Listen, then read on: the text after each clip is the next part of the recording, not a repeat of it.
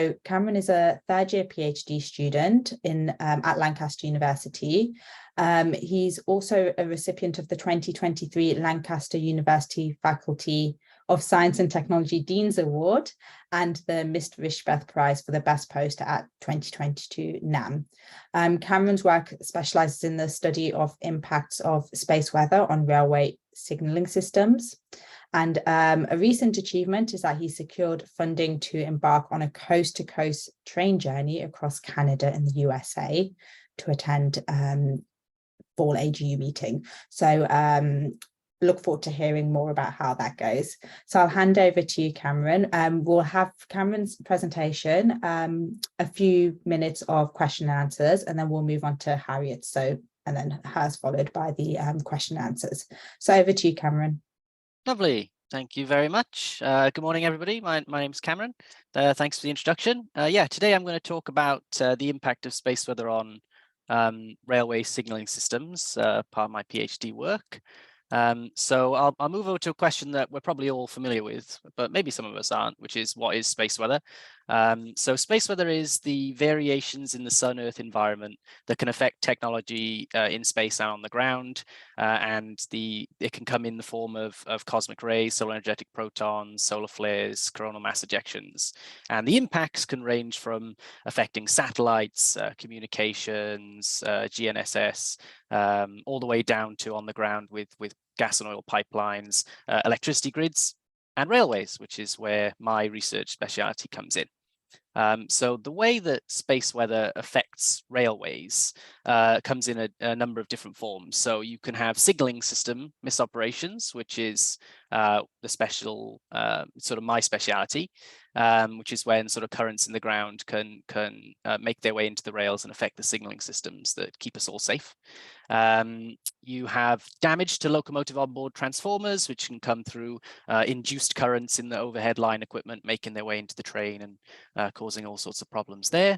And then obviously, as with most of these sort of space weather effects, you have the interdependencies of all these different systems coming into play, where the power supply, communications, GNSS, all this stuff that could be knocked out by space weather is also the train system also sort of relies upon to operate normally. So it's a very connected system. So to show you how space weather affects signaling, I'm going to give you a brief introduction about, well, I say brief, about how signaling works. And it should be pretty simple because the basic principles have remained unchanged since the 1870s. So here you can see William Robinson with this magnificent beard, who was the inventor of the first electric signaling system to keep trains safe. And I'm going to discuss a little bit about how they work today.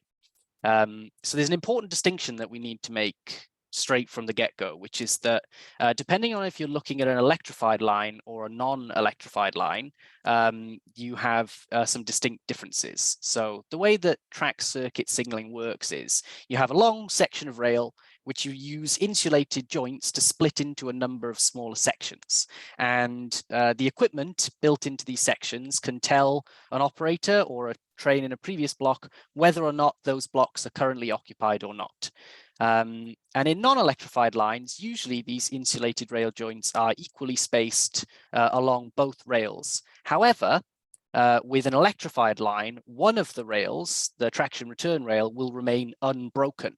And actually, this is a very important distinction to look at the impacts of space weather, which tend to impact electrified lines and not non-electrified lines, which we'll go into a bit later.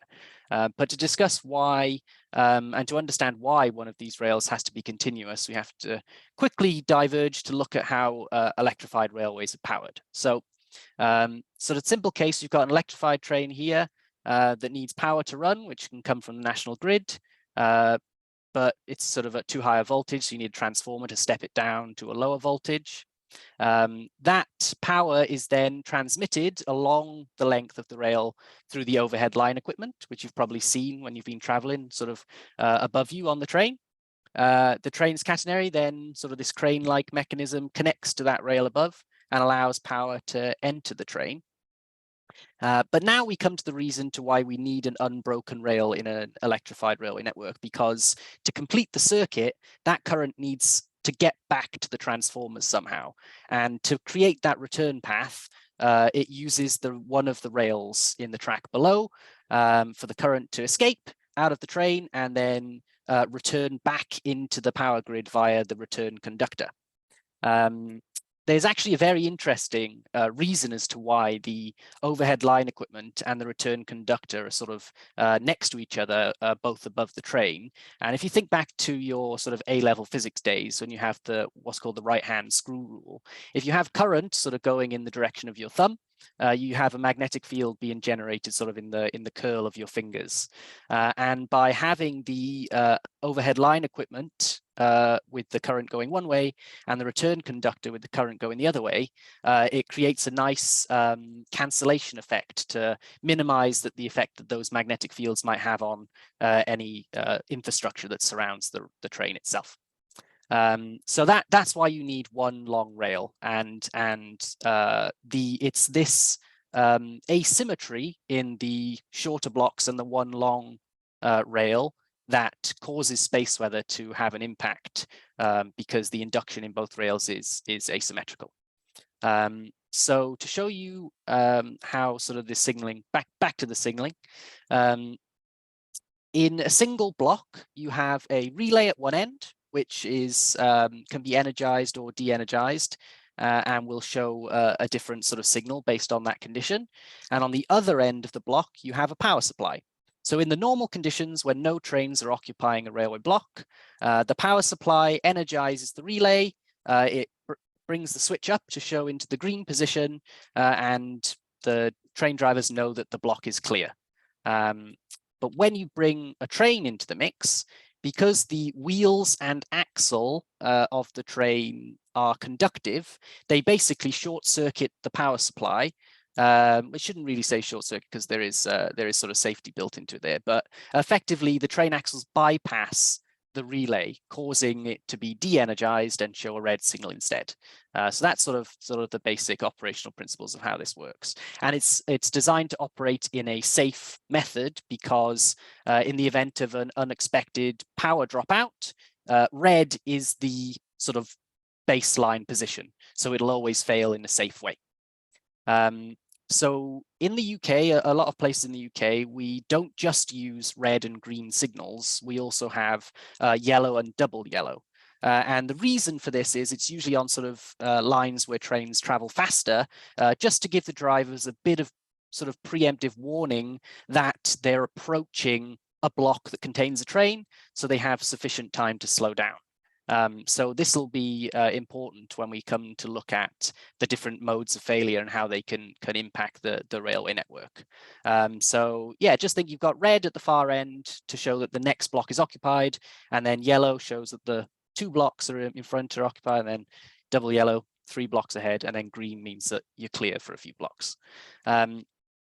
So you're probably thinking at this point, after coming at this brief understanding of how signals work, is where does the space weather come in? So the geomagnetic storms can lead to induced currents in the rails, and because of the difference in the signaling rail and the long continuous traction rail, you have this sort of uneven amounts of currents being generated in both, which causes a potential difference to be created across the relay, and that then causes currents to flow across the relay, which can interfere with the normal signal operation. These currents can either add to the existing currents and sort of push the energization of the relay to a higher threshold, or they can work against that current and sort of de-energize those relays. And depending on what happens, you can have 2 different misoperation types, which we'll go through briefly now. So the first type of misoperation is the safer failure type, which is called a misoperation type called a right side failure. This is when an unoccupied block, which you know is sort of energized to show that it's green and clear, gets de-energized by the induced currents. So in this example, you can see that in the top line, everything looks normal. That's how it should be operating. However, in the bottom line, in block 2, we have a right side failure, which switches the relay for block 2 to red. And train B suddenly thinks that there's a train occupying block 2 when actually there isn't. So that might cause the train, if it sees it too late, to need to sort of come to an emergency stop or slow down unnecessarily because it thinks that there's a train there. However, there isn't a train there realistically, so there isn't a chance for a collision or anything like that to happen. But there is also a more dangerous type of misoperation called a wrong side failure. This occurs in occupied blocks where the relay is already de-energized, but the induced currents that are running through the rails can actually re-energize that relay and effectively make the train look like it isn't there, and it would just disappear off the system. So in this case, you can see it's far more hazardous because train B thinks that it has a nice clear shot all the way along to the end, when actually, by the time it sees train A, it might be too late. And while this incident specifically wasn't caused by space weather, a wrong side failure led to the June 2009 Washington Metro train collision, where sadly there was quite a lot of injuries and loss of life as well. So we are dealing with a pretty significant issue if this was to occur.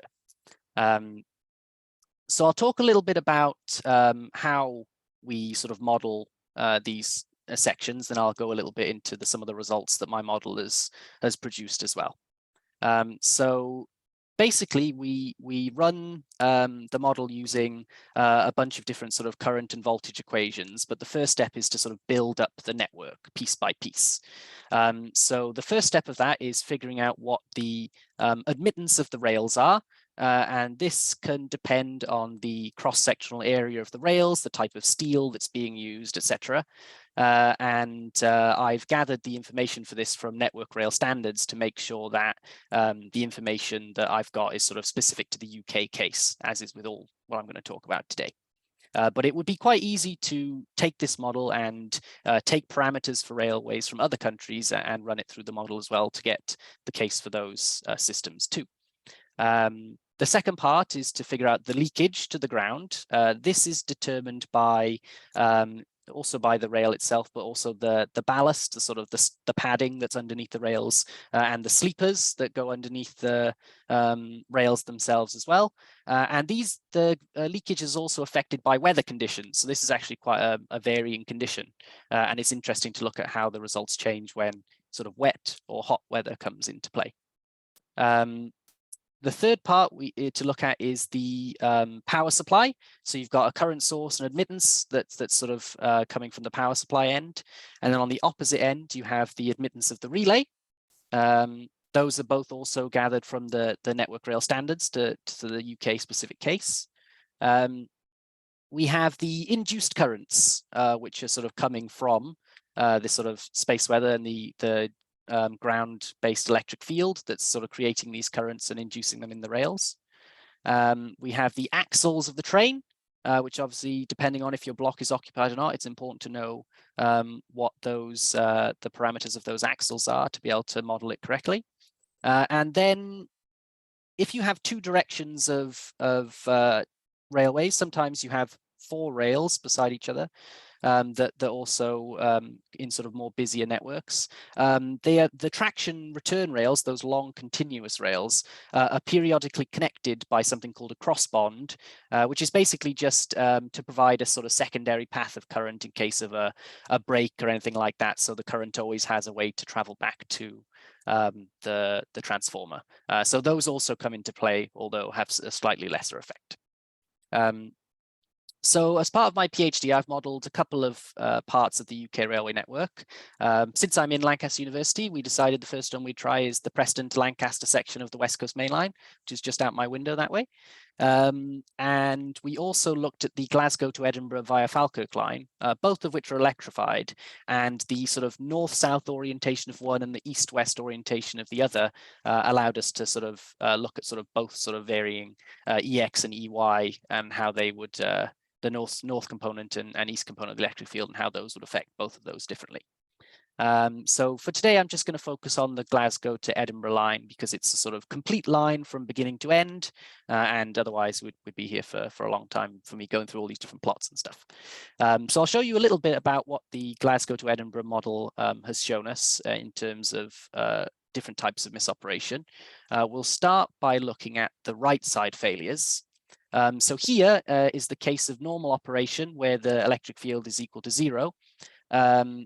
In this plot, we have the red line, which is the important line here, which is the de-energization line. So if any of those blue dots, which shows the current through each of the relays, 70 relays along between Glasgow and Edinburgh, drops below that red line, the relay would de-energize, which would be a right side failure, because this is the case where there are no trains occupying any block.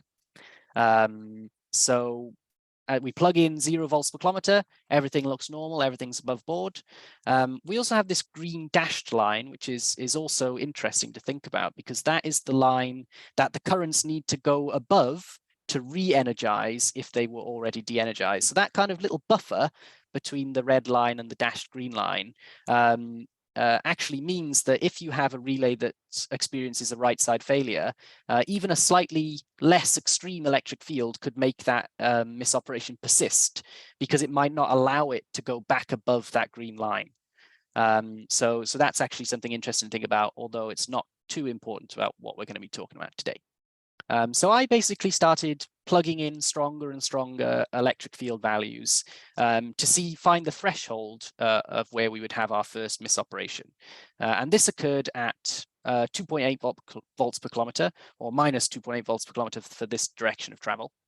It would be the opposite for the other way. You can see that here track circuit block 36 is the first one to experience a misoperation at this level. And sort of the block shows that it's occupied when it's not. We then decided that we wanted to sort of have a look at the results of sort of a large extreme electric field value. So we used sort of the estimation of a 1 in 100 year event for this sort of area, which came out to be about 5 volts per kilometer. And when you plug in an electric field of that magnitude, you can see that there are a lot of misoperations begin to occur all the way across the entire line. And quite a significant disruption to operations of the railway. And if we go to look at wrong side failures also, so now we're looking at the case where we've placed some trains on the line. So sort of a similar plot to before, but now the little triangles are showing the positions that trains are occupying, and the direction of the triangles is showing the direction of the trains. Everything is as it should be, a normal operation. The unoccupied relays are above the red line, and the occupied relays are below the red line, which is what we want to see.